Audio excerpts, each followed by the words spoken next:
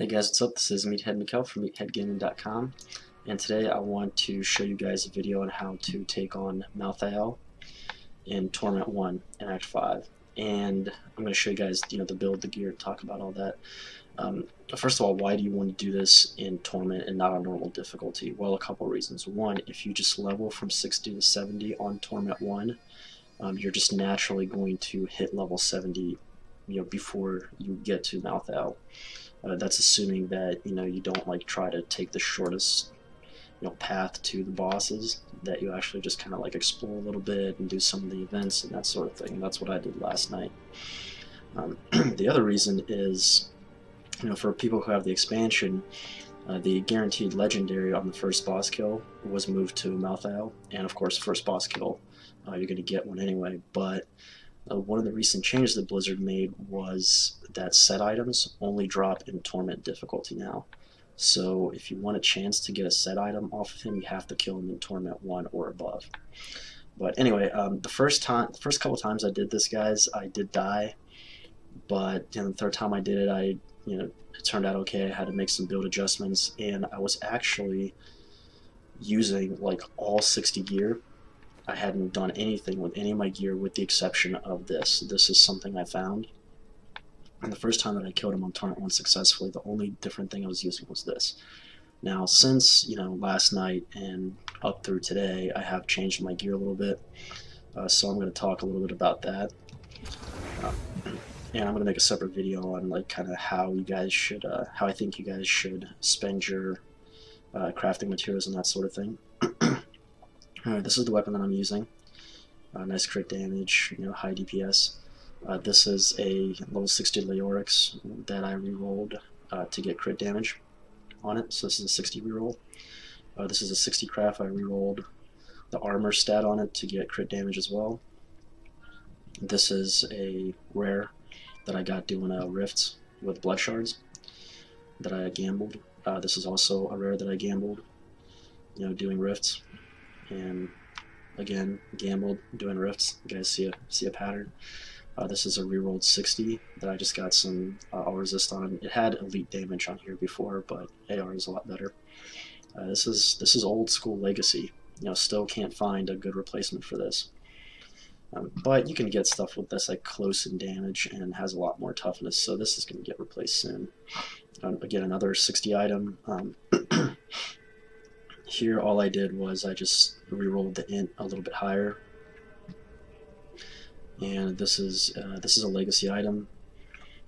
I'm getting very close to replacing this. The only reason I'm still keeping it around is because of the AP on crit. 60 ring. There's not much I can actually reroll on here, so I didn't even mess with it, just because the primary stats are about as high as they're going to roll. So I'm just keeping it for now.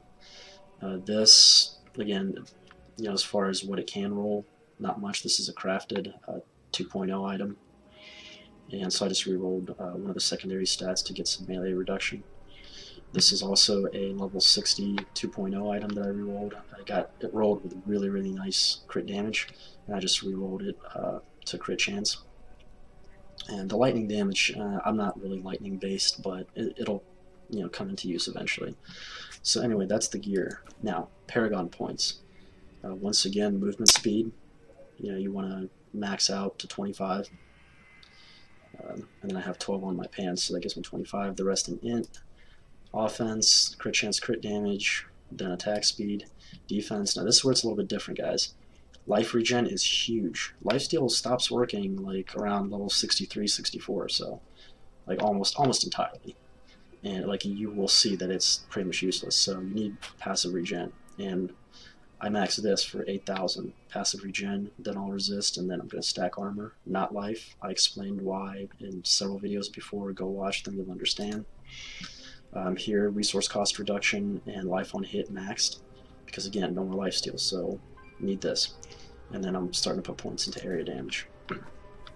So here's kind of how my build is stacked up. I don't have, I know this looks like a lot of vitality, almost 300k, but it's really not that much, because vitality at 70 gives you 80 points of life per point of vitality. So this is actually fairly low, but, I focused on stacking all resist and some armor to an extent, so that I would have, you know, higher resists, higher armor values, and also higher regen. Like my life per second is 13,000. Okay, that's almost 5% of my hit points regenerated passively per second, which you guys are going to see is actually very, very important.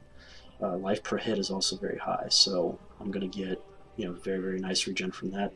It's not like lifesteal, but you can stack this to a very, you know, respectable level where it's almost like a quasi lifesteal. Now the build is where it becomes really important, and I'll explain why. With Malthael, one of the things you have to watch out for, or the main thing you have to watch out for, is his like harder hitting attacks, because he's got some dot style moves that will, you know, they'll do a lot of damage to you, but they're easy to avoid. Like if you're just standing in them and you're dying from them, then you need to kind of reconsider your play style and maybe just practice a little bit more and get better at avoiding damage. But he does have like some charge attacks, and sometimes the skulls that I'll show you guys hit you, and they hit really, really hard. So at this point with my level of gear, and the easiest way that I found to take him on is to use force armor, because the first couple times that I died, it wasn't like a slow death, it was basically getting one shot. So this is going to prevent that. This is going to prevent you from getting one shot by any of his attacks. And then, you know, with high life regen, you're just going to regenerate that life back before he hits you with the next attack. So Force Armor Wizard is back for a little bit. So that's that. Magic Weapon, Force Weapon just for damage. Familiar Spark Flint for damage. Teleport, I actually changed this to... I use Teleport Wormhole to port through Pandemonium level 2 to get to him, but then I switched this. Use something defensive here. You're not going to be standing still ever, so you can either go for like a damage stat, like maybe Hydra. I like to use Mirror Images and Extension of Will. Just, you can kind of do whatever you want here. Right click, I'm using Frozen Orb, and left click. If you want to, like, if it's really hard for you to survive, and you know, you can drag out the fight a little bit, but make it safer by going Magic Missile, Glacial Spike. I don't want to do that. I want to kill him a little bit faster because I now have the gear to do so. So I'm using Electrocute, Surge of Power to get some AP regen going, so I can spam my orbs a little bit more. So that's that. And actually, you know what, guys? Since you guys are probably going to be starting this out, I will show this to you with Glacial Spike. The CC you get from this, and with the Mirror Images casting it, makes the fight a lot easier. So anyway, let's go ahead and jump right in, and I'll explain to you guys, you know, some things that you really got to watch out for. And also, one of the interesting things, I don't know if any of you are familiar with Titan Quest. It's a Diablo clone, and in the expansion for Titan Quest, it's called Immortal Throne. The final boss is Hades. It's like a Greek mythology style action RPG, and this fight resembles the Hades fight big time. Like, it's almost the same thing. So anyway, you guys have, you know, if you've killed Malthael before, you've probably figured out, you know, or if you fought him before, you kind of figured out, you know, his attack patterns. But the freezing helps a lot. This little projectile reflect thing, just wait it out. You can't really do anything about it. Wait it out. These things don't really do that much damage. I just kind of sit there and spam. Well, they don't really hit you that hard. The one thing that you need to watch out for is that charge attack, and you will get hit with it. Like, it's, unless you're just a super, super good player, you will get hit by that attack. And you know, you gotta make sure you avoid the clouds. You know, they'll hurt you a little bit, but they're not like too bad. Really, so when he spawns his bubble thing, not the bubble, but his, like, his sweeping wind almost, you just want to kind of run around and avoid it. You know? But the Glacial Spike locks him down, like, a lot. And I also have Azurath on my follower, so he freezes him too a little bit, so that CC is actually really good. Now here's where it gets dangerous. These skulls, guys, get out. Get out as soon as you can, because, like, walk in between them. while they're hold on, while they're like kind of moving inward, because they, like, if you get hit by 3 of them, then you're gonna be in a lot of trouble. Like, you will die. And then all they do is they just kind of go to the outside afterwards. Just, you know, the main thing with this fight, the mistake that I made initially is that, like, I panicked. Like, don't panic, you know, because there's so much going on that you just freak out, and that's when you die. But this fight's actually, like, once you figure out the mechanics, it's actually not bad at all. And Force Armor, again, is basically like the crutch of this build. Like, everything relies on Force Armor, because those charge attacks will kill you. Like, they do just an insane amount of damage, so I would not recommend using anything else but Force Armor. So that with that Storm, just get away from it, you know, just go run around, do something. This first phase is very easy, just gotta make sure you avoid the skulls. You might get hit by a couple of them, but again, that's where Force Armor comes in. And I've gotten to a point where, you know, if you guys look at my health bubble, like when I do get hit, I regen so quick that, you know, with Force Armor, like, I'm not really worried. Except for that time, that was bad. I got, like, locked down somehow. But I'm not really worried about it. I haven't really, like, popped potions the last few times I've killed him, just because it's not really necessary. Phase 2, when he basically turns into a really pissed Diablo, it's a little bit more dangerous. Not too much, though. You know, you guys will see the bubbles coming up here soon. So this, just avoid this. And the main thing you have to watch out for is that Nova, or not the Nova, but like the kind of like the blood breath. You know, Diablo has lightning breath. This guy has like blood breath. And short of just mitigating it through just sheer toughness, you know, you gotta try to juke it. And I haven't practiced enough to actually figure out exactly where it lands every single time, but there is a way. Like, sometimes if you get behind him, I think there's like an opening where, and I'm gonna try that next time, where there's like a spot where it won't hit you. You just kind of have to get behind him.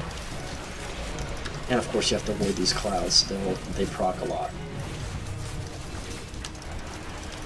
So there's that too. And again, this fight is a lot easier if you're using like Surge of Power and Prodigy and that sort of thing. So let's see. Alright, so here we go. So I believe, yeah, see, if you get, well, I screwed that up bad. But if you get behind him, you'll actually be okay. Because he kind of does it in like a fan pattern, and it's very like reasonably easy to avoid. Nothing too bad. Again, the main thing you have to watch out for is, like, there you go. See, you can avoid it just like I did there. You just kind of have to see where he starts casting it, and then, you know, just go in the opposite direction, and then you'll be okay. The clouds, if you, like, the main thing here is you got to make sure you're mobile, and if you actually go around the edges, because if you start like trying to walk through the center, you're gonna regret it.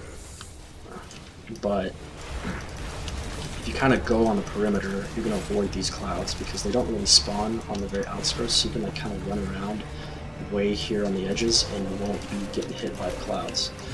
So, and I'm sure there's gonna be like multiple ways to actually do this. This is just one way, and I almost died there. Maybe you shouldn't do that. But you know, there's multiple ways to do this.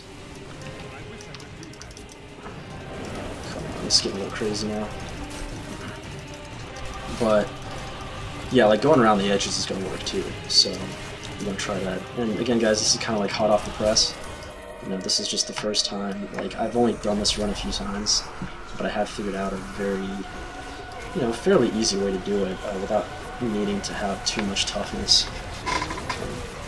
And, you know, one of the passives that I use in the game for pretty much every fight but Malthael is Unwavering Will.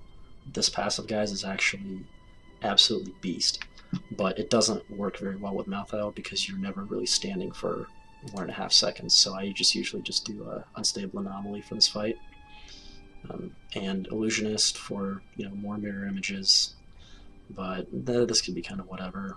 This is just a insurance policy. So there you go, guys. The fight's not that hard. Again, this is Torment 1. Obviously, I'm going to try Torment 2 once I gear up a little bit better. And all it is just it's a damage difference. But once again, your main thing is force armor, because otherwise, unless you have like a lot of toughness, you will get one shot. So anyway, guys, this is Meathead Mikhail from meatheadgaming.com. Let me know what you think in the comments below. Thumbs up if you liked the video, and I'll see you guys soon.